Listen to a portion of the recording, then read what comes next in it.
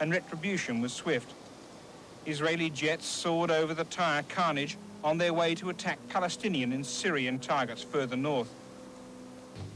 Events in Lebanon overshadowed the final day of the first session of the Lebanese Reconciliation Conference in Geneva.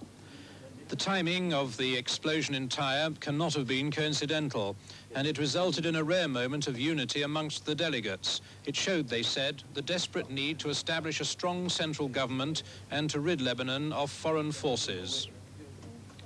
The Israeli response brought bitter reaction from some factions whose forces had certainly not been responsible, but whose territory and people felt the force of Israel's wrath. Druze military commanders set up a direct link with their headquarters in the Shuf Mountains to direct their forces as they came under attack from Israeli aircraft. The Syrian foreign minister and the military leaders of some of the Lebanese factions attending the conference left immediately to return to Lebanon via Damascus. President Gemayel of Lebanon was said to be keeping in constant touch with events, but refused to comment on them. There was, anyway, little he could do to influence what was happening back at home. Have a few words, Mr. President, about the bombing in Bamdoun. And in the northern Lebanese city of Tripoli, the PLO leader Yasser Arafat is still fighting to defend his last stronghold in the country. But it seems now it will only be a matter of time before his forces are overwhelmed. The hills overlooking the Palestinian camps are now all in rebel and Syrian control, from where they can bombard Arafat's men below. His loyalist forces are thought to number just a few thousand, many of them young boys.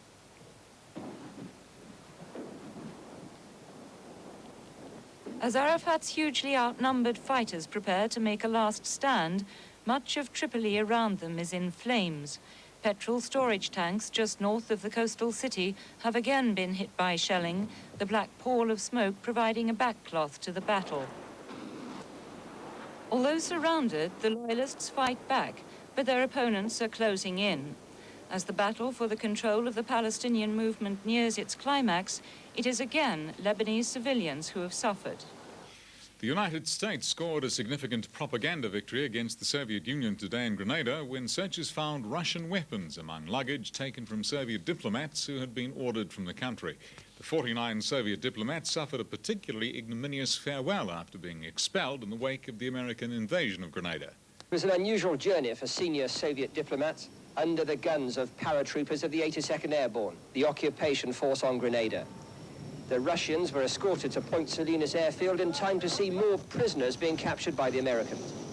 Beyond the runway cruised an American aircraft carrier, the springboard for Operation Urgent Fury, as the invasion was called. As dusk fell, the Americans switched on arc lights and began sifting passengers and luggage. With the Russians were over 50 Cubans, believed to be soldiers who had taken refuge in the Soviet embassy. The paratroopers ignored diplomatic convention and gave everyone the most rigorous body search imaginable. Only the Soviet ambassador was exempt. Those who didn't obey quickly got rough treatment. There were children among the 125 leaving, and a party of North Koreans whom the Americans believe are terrorist instructors. At 2 in the morning, the chief of the new American mission sprang a surprise. I think there are 37 AK-47s. I guess my supposition is that these Cubans were fighting. They finally decided they didn't want to fight anymore. They ran to the Soviet embassy and they had these weapons with them. And then the decision was that they would try to take them out, hope they could get them out unseen. The Americans were angry, but they were pleased to have scored a propaganda coup. As the weapons were seized, the Russians suffered a final humiliation, driven out to the plains like thieves in the night, with American paratroopers riding shotgun. The Russians left for Mexico on board U.S. Navy planes, which carried armed American soldiers. An American envoy said he'd never seen foreign diplomats handled so severely. An Auckland businessman who was arrested in Athens for diamond smuggling arrived back in the country today unimpressed by his treatment in Greece. Mr. Nathan Strong, who was in fact carrying tungsten carbide tips, spent a night in jail before officials released him. It was a relieved Mr. Nathan Strong who arrived with his parents to be greeted by friends and relatives. Mr. Nathan was in transit at Athens after a business trip to Israel to buy a quantity of tungsten carbide tips, like these, when he was whisked off to a Greek prison and was told he'd be facing a charge of smuggling diamonds. He eventually contacted the New Zealand embassy and was later acquitted of the charge, providing he made no further fuss and paid a $5,000 bond. They wouldn't get an interpreter for me, and they wouldn't let me ring the embassy, so it was only at the last minute they managed to get something done, but then the charges are pressed, we couldn't do much else about it. Well, what's happening? Are the charges laid? Do you have to face... No, the charges have been dismissed. I think they realised the last minute they didn't have a case against diamonds, but they would lower the bond on the goods if they didn't appeal against them afterwards. I actually signed a paper saying we wouldn't appeal the fine, but we still tend to take it further because of the fact I wasn't able to phone the embassy. It's going against consular laws. And how much did this whole exercise cost you then? Well, we're still adding it up. Roughly? $7,000 or $8,000. All because the customs officers at Athens thought you were carrying diamonds. They thought they were onto something and going to get a promotion, I think. There's been a renewed call for all high-risk babies and preschool children throughout the country to be vaccinated against the Hepatitis B virus. A technologist who's been studying the problem says because of the expense and limited supply of the vaccination, only a small group of adults are able to afford it. He says the main carriers of hepatitis B seem to be young Maori or Polynesian children. Mr. Sandy Milne, Chief Technologist at the Whakatane Hospital, has been researching the hepatitis B virus for 7 years. Hepatitis B is highly infectious and can make people very sick. He's found that a large number of children are carriers of the disease, and it's these children that are affected most. In an article published in the latest medical journal, he points out a high percentage of carriers are likely to develop cancer of the liver in later life. It seems to be young Maori and Polynesian children who are both prone to the disease and the most likely carriers. He says there are various reasons for this, but communal living is the main contributing factor. Mr. Milne says the problem also exists in other Pacific islands and also China. So it's not only a New Zealand problem, but we are in a very good position where we can do something about it, because the Polynesians are reasonably readily identifiable, and we can treat them and in fact show the world how to do this. So you would like the government to actually pay for all, particularly all Maori and Polynesian babies and young children to be vaccinated? Yes, I think they're looking at this now, although they're looking at a more select group of people than I would have thought ought to be done. And the evidence is very clear that if they're going to do any, they're going to have to do them all, plus that's most Polynesians, plus selected Europeans living in certain areas. In Nelson today, 60 doctors put on their running shoes to pound through a 10-kilometre road run to demonstrate their own prescription for healthy living. It was the 5th annual 10-kilometre meeting run by the Nelson Clinical School to promote exercise as preventative medicine. The doctors wouldn't let the elements stand in their way. The 10K meetings become their showcase for proving exercise isn't only good for you, it's fun. But just as they haven't convinced everyone in the community yet, there are still those in the medical profession who haven't been won round to exercise. I think it's probably an indication of our increasing effect that over the last 5 years we've had more and more people coming. And very important, I think, we're getting new people each time. Obviously, in a meeting like this, you're probably talking to the converted anyway, but we're trying to educate the doctors so that their advice is sound, that it's based on expert opinion and that sort of thing. Oh, yes. So the sight of 60 doctors pounding round with sweat, is that going to be your biggest advertisement? I think it is, yes. I think that the public accept that if you're doing it yourself, that at least that you're not going to do any harm to yourself, or not try to anyway.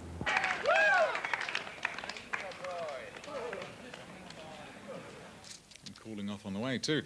We'll have more news and today's sport shortly, and a profile of the man taking over the country's top law enforcement job.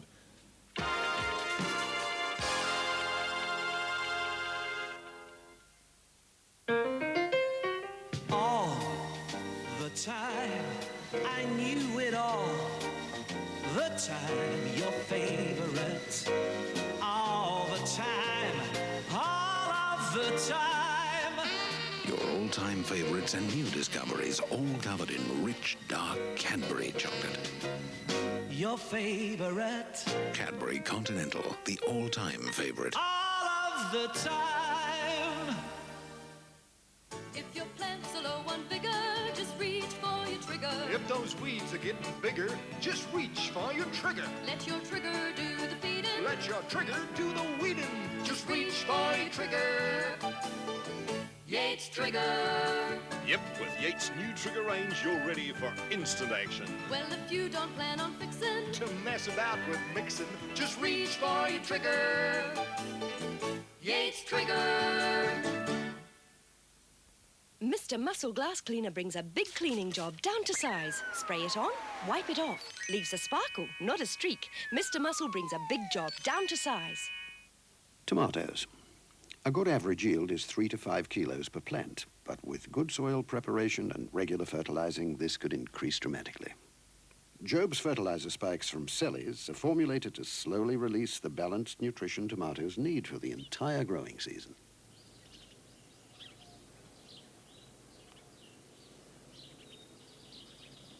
Fertilizer spikes from Sellies for lots more tomatoes.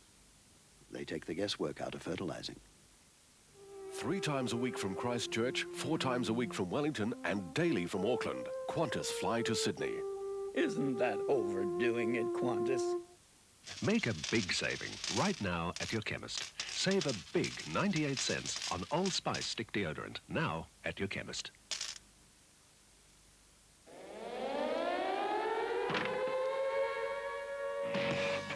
Holden Rodeo, with limited slip diff giving grip in the rough. And Rodeo's engineered Holden safe. Disc brakes and road holding you can trust. Diesel or petrol, pickups or custom made, plus a 4-wheel drive for the man on the land. Holden Rodeo, reliable and built Holden tough. I had a bad case of the auto parts blues. My parts were in a mess. I was about to blow my cool. Then up steps the man from AC Delco with his plan. He showed me blister packs, the parts finder, self-service stand. AC Delco got rid of my auto parts blues. Oh, yeah.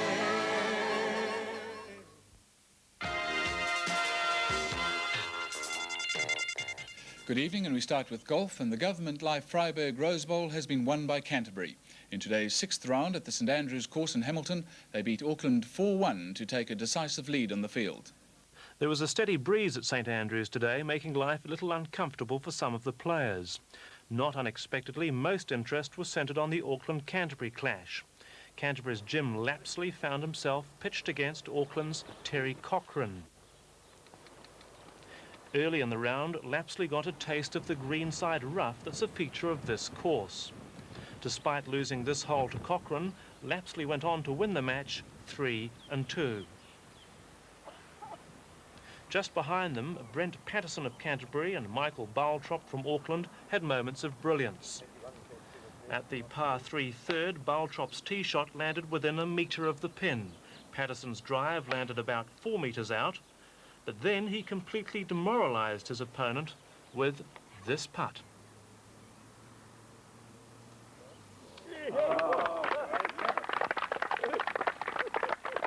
It was too much for Baltrop, who went on to lose the match 3-2.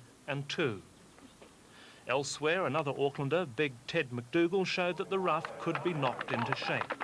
But despite this, he trailed John Sanders of Canterbury by 3 holes at the turn, and the match was finally decided at the 18th, with Sanders 1-2 up. So Canterbury ended up thrashing Auckland 4-1, and in doing so clinched the Freiburg Rose Bowl, their first hole of it in 7 years. There have been 2 late changes to the All Black side to meet London at Twickenham tomorrow. Stephen Porkery, nursing a minor shoulder injury, and Murray Mexted, with 5 stitches over his left eye, have both withdrawn from the original lineup. They've been replaced by Bruce Smith and Mark Shaw. The loss of Porkery shouldn't lessen the penetration of tomorrow's All Black backline, even though it means Stu Wilson will move from his specialist position on the wing to the less familiar position for him of centre. Wilson has, however, some experience in this position, including 2 tests at centre in 1981. But the loss of Murray Mexted is a different matter. His replacement, Mark Shaw, can certainly match Mexted in terms of mobility around the paddock, but he doesn't have the ball-winning skills in the line-out that have become such a feature of Mexted's play on this tour to date. The backs, even with Wilson out of position, should have the measure of their opponents.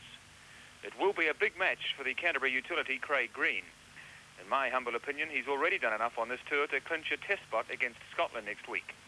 The London side looks the weakest on paper of the British sides the All Blacks have so far encountered. But without a proven ball winner in the lineouts, the All Black forwards will once again need to rely on their collective mobility around the paddock to win enough ball for their backs. If they can, they should win comfortably.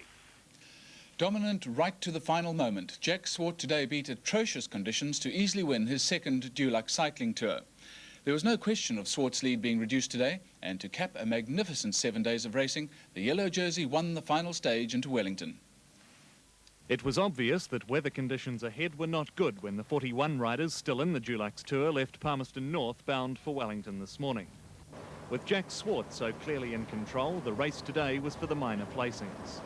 Brian Fowler, number 40, started this morning in second place, well down on Swart, but only 5 seconds ahead of Australian Wayne Hildred, number 5. Fowler retained second place, but Hildred was to share third place at the finish. Stephen Cox, number 37, was third this morning, but he's had continual trouble with his knee ligaments throughout the tour, and he today slipped to 5th. Blair Stockport, number 68, the oldest rider to start the race this year at 33, was 5th this morning, but even he was only 6 seconds behind Fowler in second place. Despite a puncture, Stockwell improved to third equal. Brian Fowler made the most of his opportunities. At the front, there was no contest. Jack Swart powered up the Paikokariki hill climb in the worst conditions ever experienced on the race.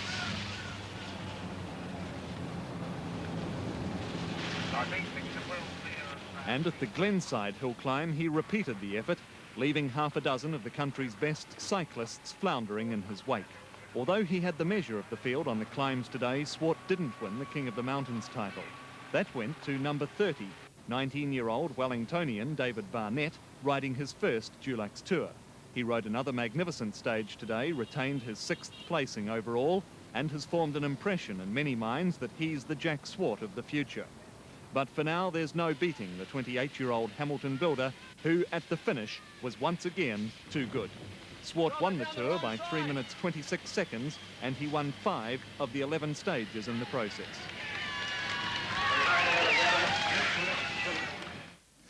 A week of racing began in Christchurch today with a meeting at Riccarton. The first leg of the double was the Benson and Hedges Gold Cup over 2,500 metres. Here are the closing stages. 600 metres to go and they're starting to bunch. Back at the tail of the field now would be Countryman as Paco started to motor around the outside with Prince of Wales. 500 out from the Georgia. 5 over 5 lines them up for the run in.